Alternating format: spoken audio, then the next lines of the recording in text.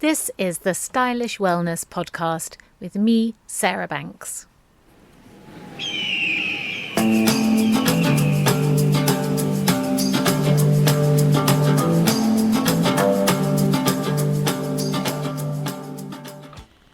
So something happened to me just recently, and it was like the penny dropping about losing weight and why I struggle with losing weight and why it always goes round and round in my head that something is not quite right. And that's what I want to share with you today.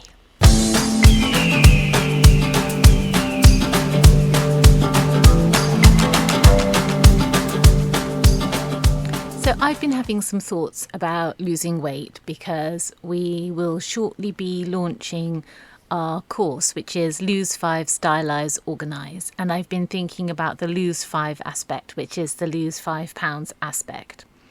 And losing weight is something very dear to my female heart because there's so much wrapped up in losing weight for women.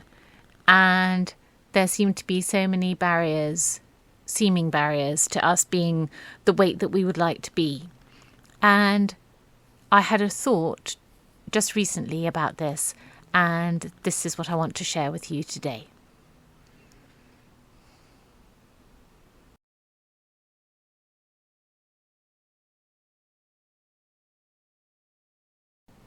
I had a thought today about losing weight, and that's in the context of the fact that we have a course which is called Lose 5, Stylize, Organise. It's lose 5 pounds, style your wardrobe and organise your clothes, and that will be coming up in the near future.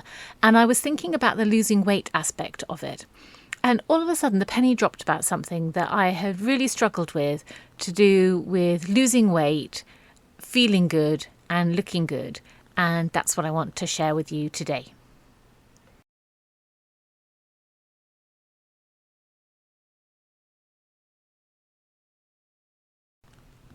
And the thought I had is this, that actually losing weight, or rather the healthier flip side of the coin to that, which is feeling and looking your best, has nothing to do with food. Because I know that because you can feel and look your best regardless of what you've had to eat. That it's perfectly possible. And I know that even further because there have been days where, say I've been outside on a run, or I've been walking the dogs, or I've just gone for a walk just to be outside in nature. And I felt really amazing, and I felt like myself, and I felt like the deepest sense of me being me. And then I've looked at myself in the mirror when I've come home, and I don't look particularly good. My face is flushed red, my hair's all over the place. But actually, that has nothing to do with how I feel about myself in that moment. So feeling good and looking good are separate. And we know that eating is separate from looking good because for every person who exists on a diet of low-fat cottage cheese and struggles to be at what she would think is her ideal weight, there is someone else who eats pain au chocolat every day and doesn't think twice about what they have to eat. And I've long struggled with this because there was like a missing link in my brain. It was like, well, if all we ever had to do was, drink a smoothie for breakfast, eat a salad for lunch and meat for dinner, and then we would all look the same, then that would be fine. But the fact of the matter is that we don't all look the same, and what we eat varies. And you might do one diet and lose weight. I might do another diet that lose weight. So that proves that there's no one diet. I mean, we all know that. There's no one diet where you're going to lose the weight and that is the diet. I mean, I know they come out every year, this is the diet. But, we all know that there is not one diet, right? So the thing is, and this is what I realised, it's what we're making food mean. That is actually the difference. And so about a year ago, I realised that I'm a real emotional eater, and I didn't know that I was. I didn't realise that I ate emotionally. And I mean, I sort of thought that I went to the fridge occasionally, when I was a bit bored. But when I started tracking it, I realised that the majority of what I was eating was emotional eating. So I was eating not at the right times, or I was giving myself a snack, but I wasn't necessarily hungry. But when I looked at the reason why I wanted that snack, it was generally because I wanted a break from the computer, or I needed to go and do something different, or I was bored in that moment, or I'd done an hour of concentrated work and needed a break. I didn't actually need food, but I was giving myself food as a reward. So I've been sort of tracking what I've been eating, how I eat ever since. And for the first time in my life, I'm in my 50s, for the first time in my life, I feel like I'm struggling more with my weight. So I'm more interested in maintaining my weight at a good level. And I am finding it harder to maintain weight, and I find it very easy to put on weight and harder to take that weight off. But the thing is, I'm still making food mean something which it isn't. I'm still using it as a reward, and I'm still focused on food. So and this is one of the things that is the point of this podcast today, which is that when you make food the point of your life, not only are you missing the point entirely, but you're highlighting why it is that you're struggling to lose weight, because you're making food the point of your life. When you don't make food the point of your life, then you're onto something. And that's why diets sort of work, because what diets are trying to say is that actually just eat this, you'll lose weight and get on with your life kind of thing. But where they don't work is by saying, eat this, lose the weight, then get on with your life. But I think it's the reverse. I think it's get on with your life, the food will fall into place. But it seems easier in the moment to say, oh, I'll sign up for a diet, or I'll eat this, then everything will be okay. I mean, that's ridiculous. Like, why would drinking black coffee make your life okay? It won't make your life okay. All it will do is reduce the amount of calories that you take because you're not taking the milk. It doesn't work that way. It has to work the other way. And we can see that because there are plenty of people who don't struggle with their weight, who have great lives. Like, if you look at people who have great lives, in general, they've got everything, their life is in balance, right? And that includes food. Food is only one aspect of our life. But unfortunately, when we're looking at losing weight, we make losing weight the pure focus of our life. It's like we're saying, if I do this, if I eat this every day, if I go down on the scales, I hate weighing myself. I think it's a ridiculous notion. But if we eat this every day, if we go down on the scales, if we fit into our clothes that we haven't fit into for the last 6 months, then everything will be okay. But I think you have to reverse it. You have to say, what is it about my life that is not okay? Let's address that. And when I started to look at what it is about my life that is not okay, a lot of stress comes up. And so, therefore, those things that are stressful need to be addressed. So the way that I'm living my life, making sure that I'm exercising every day, making sure that I'm creative every day, that's really important to me. But there are days that go by where I don't do anything that's creative. And I don't want to do admin all the time. I don't want to do it. I'll do it because it is part of my life. But I have days when all I do is admin, bills, lists. I just don't want to do it. It stresses me out hugely. And then all I want to do is have some relief, which is a large glass of wine and something nice to eat. But the thing is, if I can put my life back in balance, and if I can be the person that I know that I'm created to be, it reverses everything and it puts food back in its rightful place. But at the moment, for me, getting my life back, like how it should be, leading a life that is the life that I would love to lead, sometimes seems like more of an uphill struggle. And so that's why I can see we push it down. Like, we all have these desires of how we would like to live our lives, and then we're frustrated because we're not quite there, and then we push it down with food. Like, we numb our emotions with food, and it means, so then it's a double whammy. We put on weight and we're nowhere near living the life that we want to lead. And this for me has been a real revelation. I think I was going round and round it in my mind, and I could see that what I was doing didn't quite add up. Like, I love days where I can stick to what I want to eat and eat healthily and not worry about food. When I don't worry about food, it's because my life is more important. And that is the thing. We need to make our lives more important than the food. And quite often, especially for women, a lot of our lives is tied up in the challenges and frustrations of running a family or looking after elderly relatives or generally coping with everyone else's issues. And while I'm not saying at all that we should escape those, what I am saying is that keeping our life in balance and getting our life sorted first is more important than focusing on what we eat. And when we focus on what we eat, it will automatically push our life out of balance, because what we're saying is the only thing that matters today is how much I eat, sticking to my weight goals, and that will make my life better. And actually, sticking to your weight goals and looking great, that will make you feel better, undoubtedly. Like being your optimum weight, being healthy, being fit, exercising, all of that, yes, you will feel good. But if you make that the primary part of your life, I think you're always going to I will always have trouble, because we've not got our life in balance, and we're not living our lives the way that we need to be living our lives.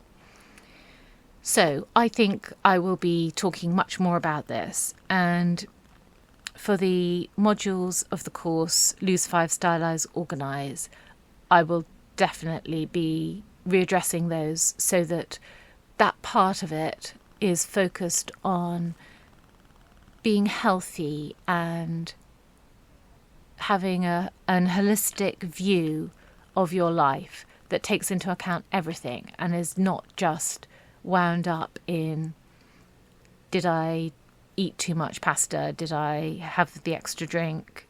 All those kinds of things. And so it has been a very positive revelation. It's been very good. It's been very healthy. It's been very healing for me to realise.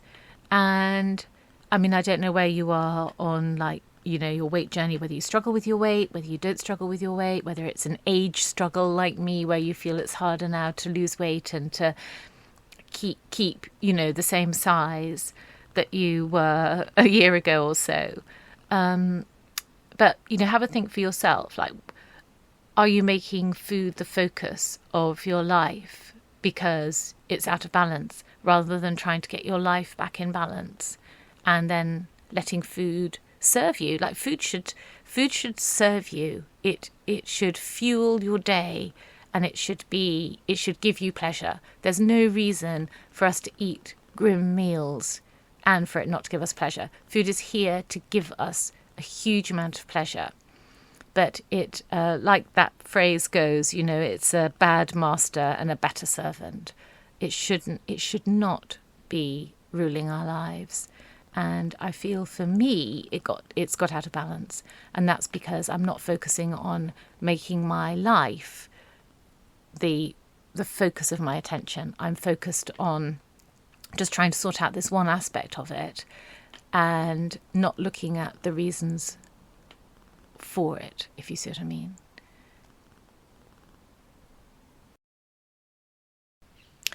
And this is how the whole idea for the Stylish Wellness Institute came about. So I have workingfrocks.com, which is my style website, and I have a long history of making clothes on a couture basis and on a ready-to-wear basis. And what I noticed was, firstly, that I began to be more interested in the psychology of why women wear what they wear and why they think that certain clothes suit them or don't suit them, or why they don't want to wear certain clothes. But also, I'm very interested in the wellness side of women, and I didn't realise that I was until I sort of started making clothes. And what I realise is that when we wear clothes, it's about so much more than the clothes themselves. It's about how we feel about ourselves, how we feel about our lives, how we feel about specific problems that might be going in our lives, or maybe our life is going really well and we're wearing great, amazing clothes and that reflect back that great life that we're living. And as I've written my blog at Working Frocks over the years, I started to write more and more blog posts that were about, how to feel better by dressing better and how to improve your style by improving how you feel about yourself. And this relationship between feeling good and looking good is a very close relationship. And like with the weight, the sort of just the focus on just the weight as a way to solve your life,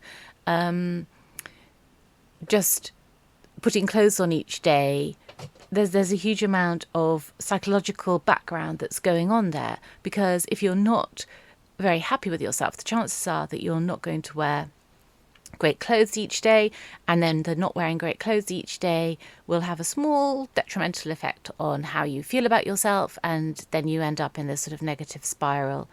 And when actually taking a few steps to feel better about yourself emotionally can stop the process and set you on a different track. And so the only reason I really want to mention that is because out of Working Frocks, I had this idea to develop an online institute. I've called it an institute, but it's like it's an online club for women to come and be well. And I've called it the Stylish Wellness Institute because I want women to be able to look amazing, to have their perfect personal style for them, and to be really well as well, to have emotional wellness and physical wellness. And so the idea of the Institute is to marry the two, to have great personal style, but also for the body to be whole and well. And when I started to think about this podcast, I wasn't thinking about it particularly in terms of why I'd started the Stylish Wellness Institute, but actually it's a really good example of it, that which life isn't just about the losing of the weight. Life is about life, and we need to have those two in balance. And when we have those two in balance, then we're onto something. And I think for women, it's hard, all the cliches come up. It's hard for us to focus on ourselves, to make ourselves a priority, to find time in our busy schedules, to spend time on ourselves. But actually spending time on oneself is not self-indulgence, it's actually self-care. And it took me a long time to realise that. I think, I think that I thought that I should always be doing things. And if I was doing something, I was productive. But actually, sometimes what we do, we can do something that just looks after us, that isn't scurrying around looking after other people, writing lists, doing tasks, but is actually us doing things because it makes our bodies and our minds and our brains relax and restore. And so the idea of the Stylish Wellness Institute is it's this online space where you can sort of walk through the door and just drop your bags and someone will take your coat and you can just walk in and instantly relax. And there'll be other people there who feel exactly like you. They've just walked through the door, dropped their bags, someone's taken their coat, and they can sit around, read, chat, be involved as much as they like, or not at all, and take time for themselves, yourself, and engage with people and just spend some time on themselves. So whether you spend an hour a week in there or an hour a day in the Institute, obviously is totally up to you. So that's a little bit of forward progress, because the doors haven't yet opened on the Stylish Wellness Institute. We're working on that, but we'll let you know when that is all ready to open. But in the meantime, I hope you've enjoyed this podcast, and I hope you've taken something from it, which is you're made for so much more than just your weight, and that your life is worth so much more than just thinking about your weight. It's worth everything, and to spend time making sure that you love your life and everything about it is the most important thing. And this podcast is here to help you do exactly that. So if you'd like to keep in touch, then there's a link in the show notes to the Working Frocks newsletter. Sign up, and we'd be delighted for you to join the Working Frocks newsletter, and that would probably be the best place to hear when the doors to the Stylish Wellness Institute are open. Plus, you'll get the Working Frocks newsletter once a week, which has all things style and clothes and feeling better about yourself and general stylish wellness information as well. So by joining the Working Frocks list and receiving the newsletter, you will get the beginning of the kind of content that you're going to find when the doors open to the Stylish Wellness Institute, plus various other bits and pieces as well. So if you'd like to join us, then head on over to workingfrocks.com and sign up for the newsletter there, or look in the show notes because I'll put a link there. So have a great week, everybody, and I'll see you here next week for another instalment of the Stylish Wellness Institute podcast. Bye.